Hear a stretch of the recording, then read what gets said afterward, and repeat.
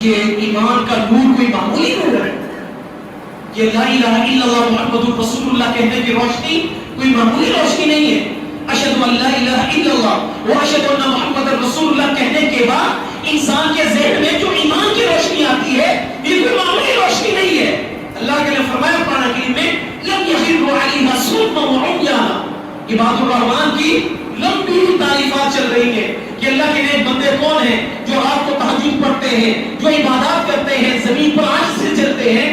اس میں آخر میں جا کر ایک یہ کوالٹی ان کی آتی ہے کہ یہ ہر کسی بات پر اندھے بہرے ہو کر گر نہیں پڑتے بلکہ اس کو دیکھتے ہیں، اس کو پرکھتے ہیں۔ اور آپ صلی اللہ علیہ وسلم نے حدیث طیبہ میں فرمایا استفتح قلبک، سب سے بڑا مفتی تمہارا دل ہے جو تمہیں یہ بتائے گا کہ یہ چیز صحیح ہے یا غلط۔ دع ما یریبک الی ما لا یریبک، آپ نے فرمایا جس چیز میں تمہیں شک پڑ جائے چھوڑ دو، اور جو چیز شک سے بالا تر ہو اس پر عمل کر لو۔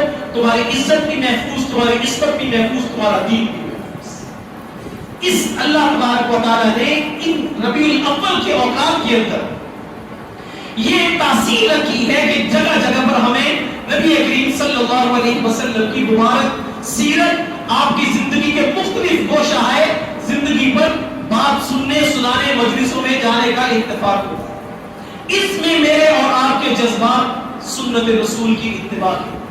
ایک حدیث طیبہ میں آپ صلی اللہ علیہ وسلم نے جامع صغیر کی غالباً یہ لکھا ہے، آپ نے فرمایا ادبوا اولادکم علی ثلاث خصال، اپنی اولاد کو 3 کام ضرور سکھاؤ۔ پہلی چیز بتلائی حب نبی، اپنے نبی کی محبت ان کے دلوں میں ڈالو، وحب اہل بیتہ، پھر میرے نبی کی آل اولاد کی محبت ان کے دلوں میں ڈالو، وتلاوت القرآن، اور اللہ کے قرآن کی تلاوت کا سلیقہ ان کو سکھاؤ۔ میں نے شروع میں عرض کیا تھا کہ بچہ جب آنکھ کھولتا ہے تو اس نے کسی نہ کسی کو دیکھ کر کوئی نہ کوئی کام کرنا ہے۔ اب بچے کے اوپر میرے اور آپ کی توجہات آ جائیں اللہ اس کے رسول کی سیرت کو پڑھنے کی، آپ صلی اللہ علیہ وسلم کی مبارک سنتوں کو بچوں کو بتلانے کی، وہ جس رنگ میں ڈھل جائیں گے۔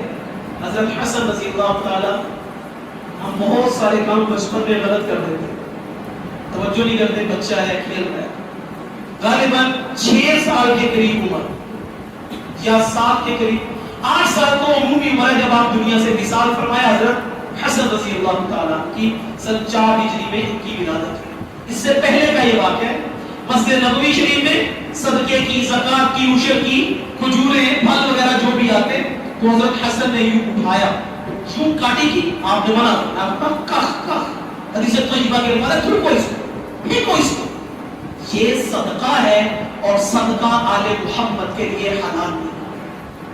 کون فرما رہے؟ سرکار انبیاء۔ کس کو؟ 6-7 سال کے اپنے بچے کو اتنا بڑا حکم سکھا، اور ہم کہتے ہیں چھوٹا بچہ کیوں؟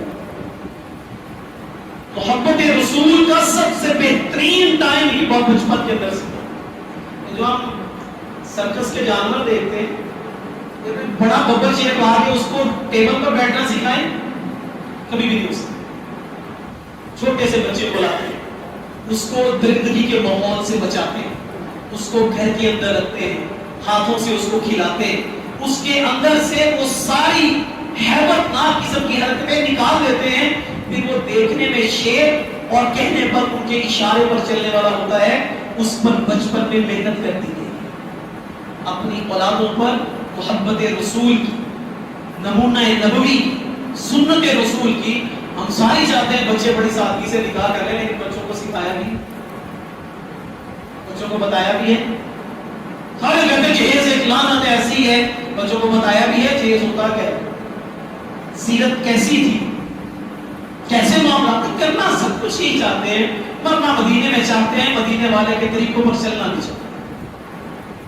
یہ ریالٹی ہے، حقیقت ہے کہ ہمارے جذبات کچھ اور ہیں، ہمارا روح کچھ اور ہے، اور یہ بھی مسلمہ حقیقت ہے کہ اگر یہ راستہ لاہور کو جاتا ہے اور آپ نے مدینے جانا ہے تو مدینے کبھی نہیں پہنچے، خواہشات رہ جائیں گی۔